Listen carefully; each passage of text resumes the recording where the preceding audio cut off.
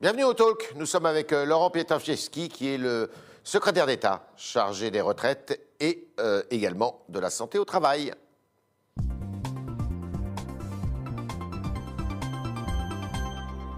Laurent Pietraszewski, bonjour. Bonjour les frères. Alors, ces dernières heures, là, Olivier Véran a dit que le pic de cette deuxième vague était derrière nous, le pic de l'épidémie.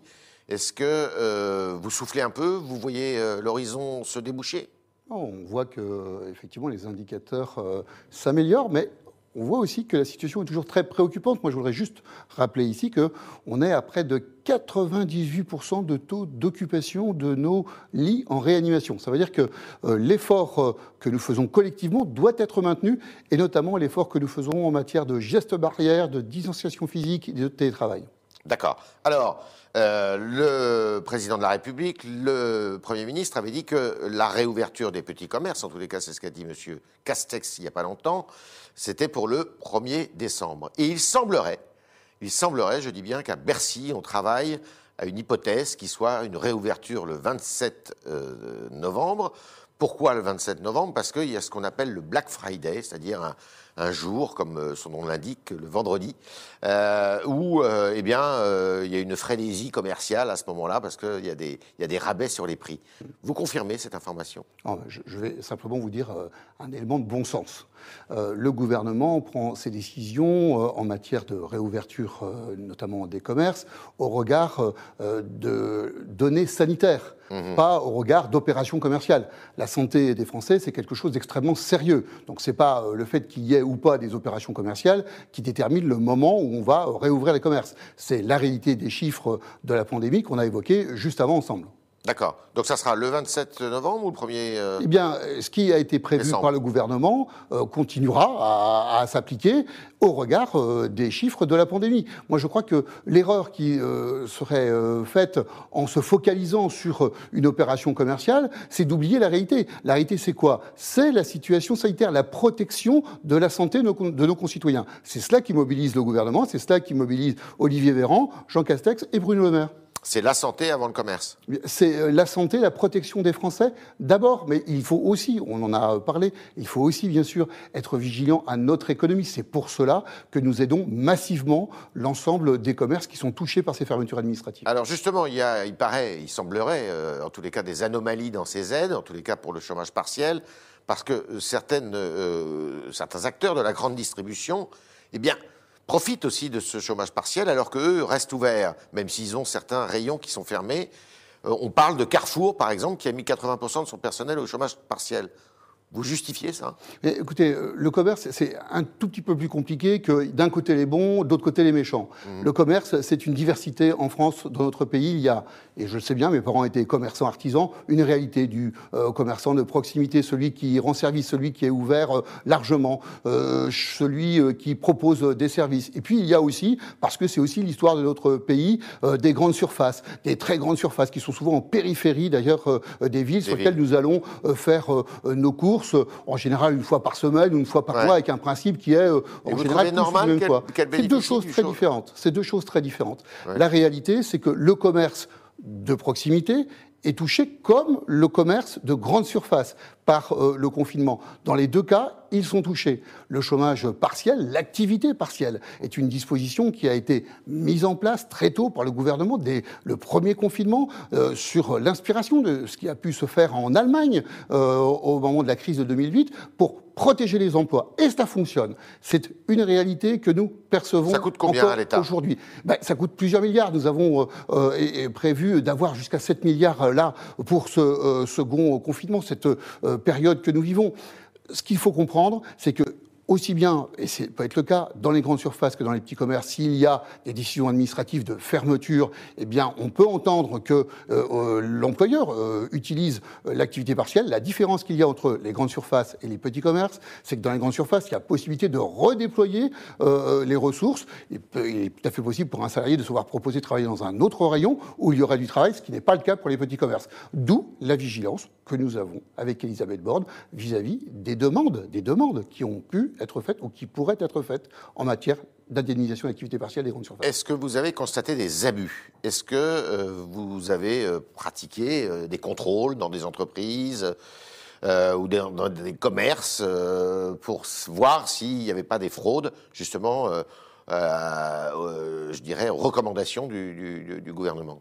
Bien sûr, il y a des contrôles permanents. Il y en a eu en matière de télétravail, encore la semaine dernière et la semaine précédente, pour vérifier, notamment dans les grosses entreprises, que les règles de télétravail étaient appliquées. Mais combien de contrôles il y a eu ? Il y en a également. Alors, depuis le premier confinement, nous avons dépassé les 50 000 contrôles de la directe. Et nous pointions... Premier confinement Oui, depuis le mois de mars.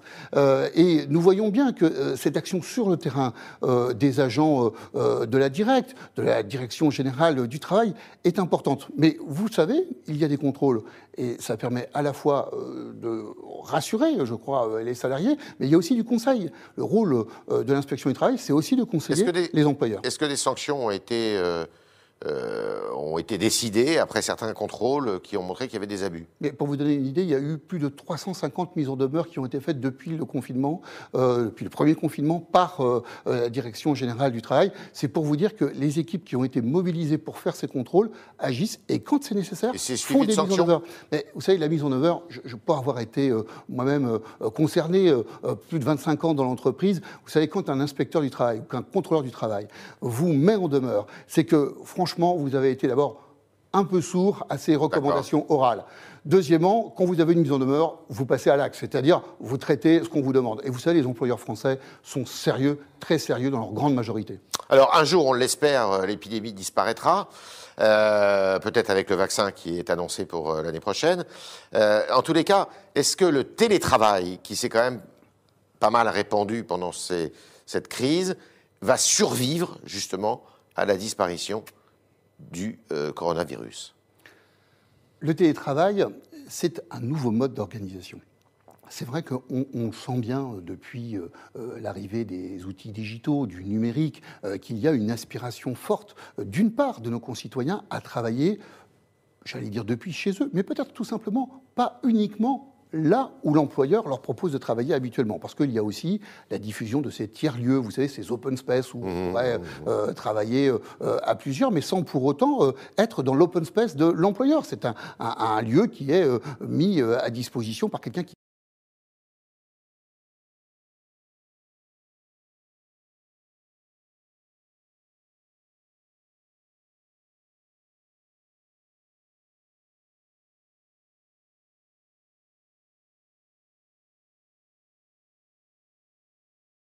exceptionnelle, qui nous amène, Elisabeth Borne et moi-même, à dire que le télétravail, c'est 5 jours sur 5 pour toutes les activités qui le permettent. Donc aujourd'hui, c'est recommandé 5 jours sur 5. Oui, c'est ce qu'on demande aux entreprises. Il y a une obligation pour les entreprises d'organiser leur travail. Est-ce qu'il y en a les activités télétravaillables, 5 jours sur 5. Est-ce qu'il y en a qui ne jouent pas le jeu? Il y a des entreprises qui ne jouent pas le jeu. Il y a même des entreprises qui ont été maladroites. On a vu récemment sortir dans la presse qu'une grande entreprise française invitait ses salariés qui le pouvaient être en télétravail 2 jours ou 3 jours par semaine. C'est particulièrement maladroit et c'est surtout complètement orthogonal avec ce que demande le gouvernement. Les choses ont été rectifiées dans les 48 heures.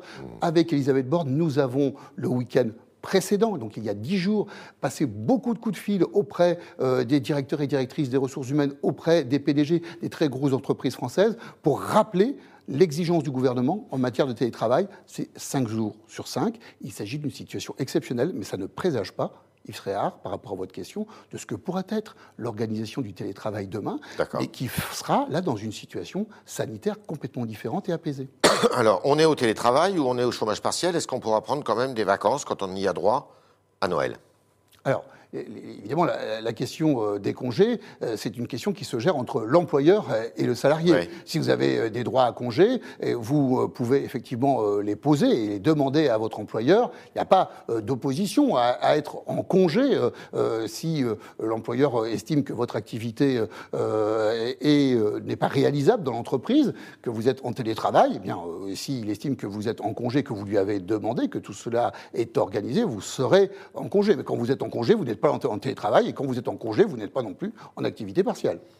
Alors, il y a un sujet qui revient d'actualité avec les sénateurs, les Républicains, qui veulent revenir cette semaine sur les retraites, la réforme des retraites, parce que Il y a une dette de la sécurité sociale qui est colossale, qui approche les 50 milliards d'euros. Et ils disent deux choses. La première, c'est que ils disent qu'on peut augmenter l'âge de départ à la retraite de 62 à 63 ans. Est-ce que ce texte a une quelconque chance d'aboutir? Bon, écoutez, j'écoutais le... Les sénateurs de droite sont majoritaires au Sénat. Oui, c'est vrai, vous avez raison de le rappeler. D'ailleurs, j'écoutais le président du Sénat, Gérard Larcher, hier, il était interviewé, et il rappelait lui-même que c'est une sorte d'amendement récurrent. C'est-à-dire que tous les ans, le Sénat, avec cette majorité, revient avec son amendement, qu'il soit ou pas connecté avec la réalité de la vie de nos concitoyens. Quelle est la réalité de la vie de nos concitoyens aujourd'hui? Quelle est la réalité de la mobilisation du gouvernement, des forces vives de notre pays, des représentants des salariés, des employeurs? Eh bien, c'est de lutter contre la crise sanitaire et de préserver nos entreprises de l'emploi. C'est ça, être responsable. Être responsable, c'est se mettre en situation aujourd'hui de traiter la réalité de ce qui est vécu par nos concitoyens. Nous verrons le moment venu. Il faudra bien travailler sur ce sujet-là, mais ce n'est pas le moment aujourd'hui. En tous les cas, la réforme des retraites, le président de la République a dit à plusieurs reprises, elle n'est pas complètement abandonnée. Il l'a dit. Est-ce qu'on va en reparler d'ici à la fin du quinquennat? Mais c'est votre dossier. Il y a, bien sûr. Vous avez rappelé tout à l'heure que j'avais en charge à la fois la santé au travail et aussi les retraites. Alors, qu'est-ce que nous apprend d'abord la crise sanitaire que nous traversons encore aujourd'hui?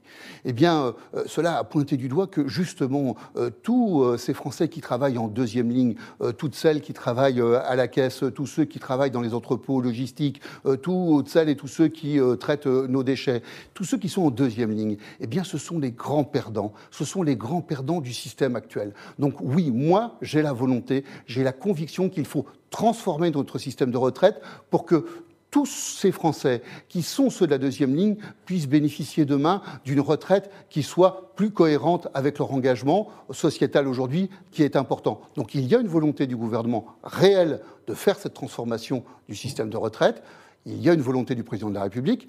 Il l'a rappelé, eh bien, nous allons construire tout ça, mais je l'ai dit tout à l'heure, en parlant du débat qu'il y a eu au Sénat, nous allons faire ça le moment voulu, dans un contexte apaisé. Vous avez vous-même démarré notre échange sur la réalité de ce que vivent ceux qui nous regardent, c'est-à-dire la crise sanitaire, les inquiétudes qu'ils peuvent avoir pour leur emploi, la nécessité qu'a le gouvernement de les protéger et que les actions qu'ils mettent en œuvre, le gouvernement, ça doit être autour de cela. Et alors, il y a un deuxième sujet que les sénateurs veulent évoquer, c'est celui de la création de cette cinquième branche, en tous les cas de l'accompagnement des personnes dépendantes. Est-ce que cette cinquième branche verra le jour aussi, et comment? Parce que c'est ça le sujet, d'ici à la fin du quinquennat. Mais vous savez que Brigitte Bourguignon est aux manettes là-dessus.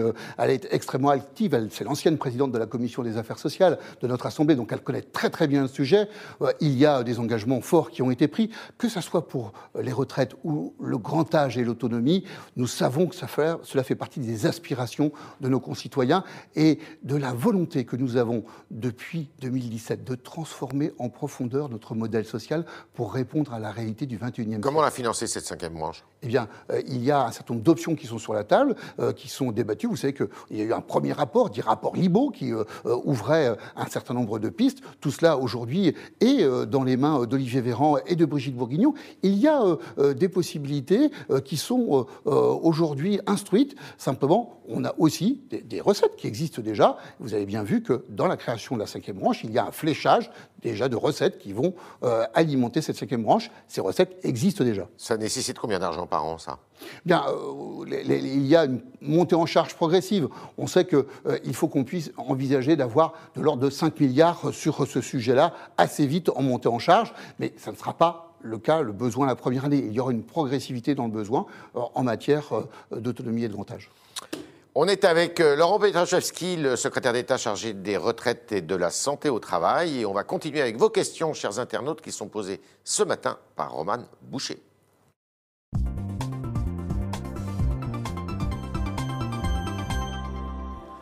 Bonjour Roman. Bonjour Yves Tréhard, bonjour Laurent Pietraszewski. Bonjour. On commence avec un internaute nommé Eltaro qui vous demande ce que vous pensez des entreprises qui obligent leurs salariés qui sont en télétravail à venir en entreprise pour faire leurs heures supplémentaires malgré le confinement. Bon, point. Alors, je vais essayer de cibler sur la première partie de la question, c'est l'employeur peut-il obliger le salarié à venir travailler alors que sa tâche est télétravaillable? Je précise bien, ça c'est important.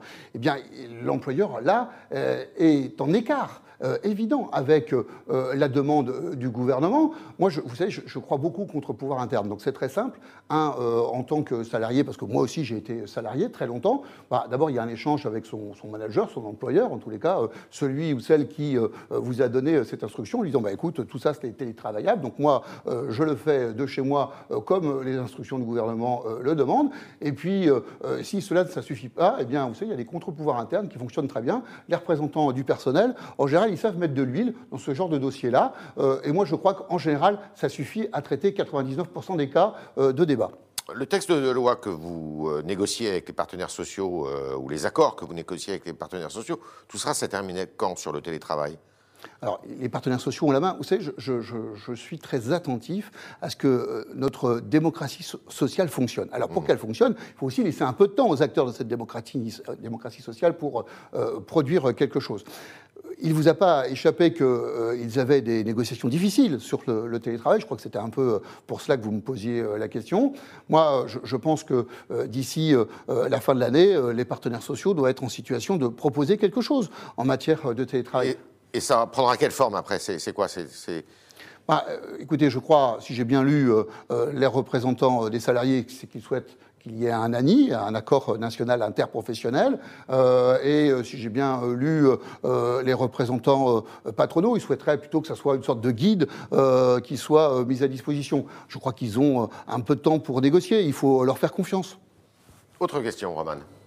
Charles vous demande comment relancer des secteurs à l'arrêt total qui ont dû licencier.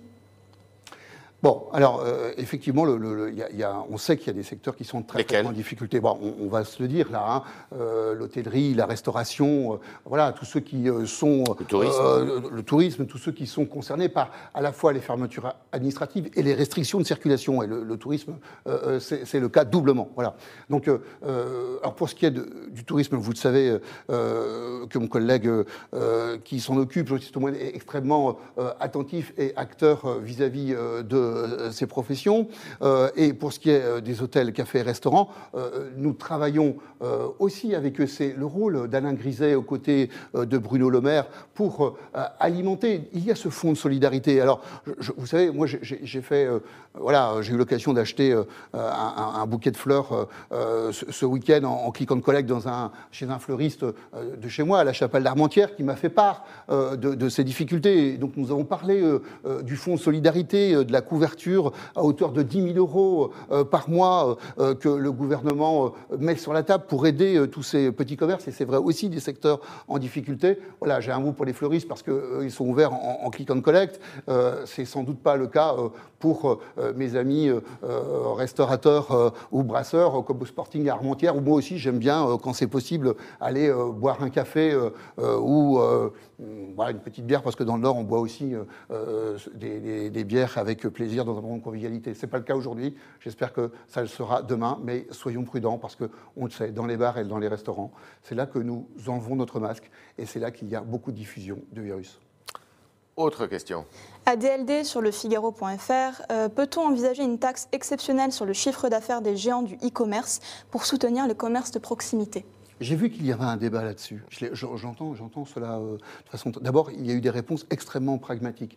En favorisant le commerce de proximité, je l'ai dit tout à l'heure, pour ce qui est de ma part, en allant acheter des fleurs, mais ça doit être vrai d'un comportement citoyen de nous tous. Nous tous, il faut que nous soyons vigilants, nous continuons à faire fonctionner nos commerces de proximité sur le principe de on peut leur téléphoner pour réserver un produit, pour le préacheter et aller le chercher. Cela, ça fonctionne. Alors, ça, c'est un premier point parce que moi, je crois à un certain nombre d'actions de l'État, mais je crois aussi à la responsabilité individuelle et collective. Donc d'abord, je crois que ça nous interpelle tous dans notre comportement citoyen. Ensuite, on ne peut pas dire que ce gouvernement-là était en reste de vouloir taxer les GAFA. Il y a bien un gouvernement qui a réussi à faire bouger les lignes, s'il y a bien un gouvernement qui a réussi à porter au niveau européen cette volonté de taxer les acteurs du e-commerce, c'est bien nous. Oui, mais la France n'est pas suivie par ses partenaires européens. En tous les cas, on est à la manœuvre, et on est à la manœuvre pour le faire. Alors, moi, je crois beaucoup aux bonnes idées, je crois beaucoup plus à ce qui est réalisable, et là, en la matière, nous sommes sur le chemin de ce qui sera réalisable en matière de taxation des GAFA, et vous le savez, mon collègue secrétaire d'État Clément Beaune, aussi en matière européenne, est sur le sujet. Dernière question. On finit avec Chris Cross, un internaute fidèle du Figaro. À quand la mise en place de fonds de pension en France? Les Français l'attendent et les PME en ont beaucoup besoin. Alors, il y a un point intéressant dans votre question, enfin, la question est intéressante, mais il y a au moins un point qu'on peut tout de suite ressortir, c'est de se dire, effectivement, le fait de mettre de l'épargne à disposition des entreprises françaises est un facteur de développement de ces entreprises. Et là-dessus, votre auditeur a raison de pointer du doigt cela. C'est pour cela, d'ailleurs, qu'on a mis un certain nombre d'outils, y compris dans la loi Pacte, qui permet aussi de drainer l'épargne. D'orienter l'épargne. Bien sûr, de drainer l'épargne des Français vers ces entreprises dont on veut qu'elles se développent, puisque vous savez que notre tissu économique se caractérise essentiellement par beaucoup de TPE, PME et un peu moins de TI, d'entreprises de taille intermédiaire. Donc bien sûr que nous avons besoin de drainer cela. Maintenant, puisque je comprends bien le clin d'œil qui m'est fait, vous savez, moi je crois beaucoup au dispositif de retraite universelle. Ça ne veut pas dire qu'elle est unique, ça veut dire qu'elle prend en compte bien sûr la réalité des parcours professionnels et qu'elle permet bien sûr les surcomplémentaires. Ça existe déjà. On peut déjà aujourd'hui avoir des plans d'épargne retraite, on peut déjà mobiliser un certain nombre d'épargnes, y compris dans les entreprises qui font de l'intéressement et de la participation. Merci Laurent Pietraszewski d'être passé dans les locaux du Figaro ce matin, secrétaire d'État aux retraites et à la santé au travail. Merci, chers internautes, de nous avoir posé toutes vos questions grâce à Romane Boucher ce matin qui était aux manettes. Et puis à demain, évidemment, si vous le voulez bien.